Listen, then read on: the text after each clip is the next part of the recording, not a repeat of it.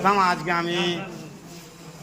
আমি কংগ্রেস করতাম। আজকে আমি বুঝতে পেরে আমি মমতা দিদির পার্টি করার জন্য আমনুল দাদার হাত ধরে আমি জয়েন করলাম।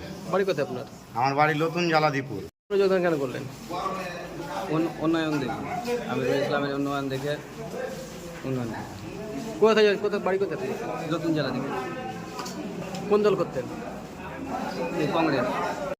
আজকে বিভিন্ন জায়গা থেকে চাচণ্ড নিমতিটার বিভিন্ন এলাকা থেকে কংগ্রেস সিপিএম ছেড়ে প্রায় 50 জনের উপরে তৃণমূল কংগ্রেসে যোগদান করল।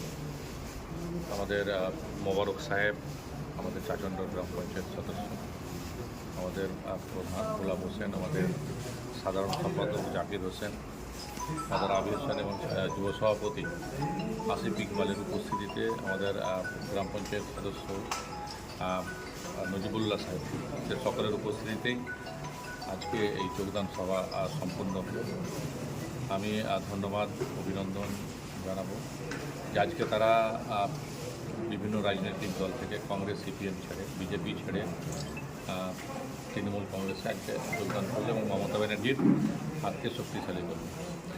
গতকালকে আপনারা জানেন যে আমাদের 21শে জুলাইয়ের একটা প্রস্তুতি সভা ছিল ধর্মতলা চলো শহীদ দিবসে, এবং মাননীয় মন্ত্রী ফিরহাদ হাকিম মহাশয় সেখানে এসেছেন।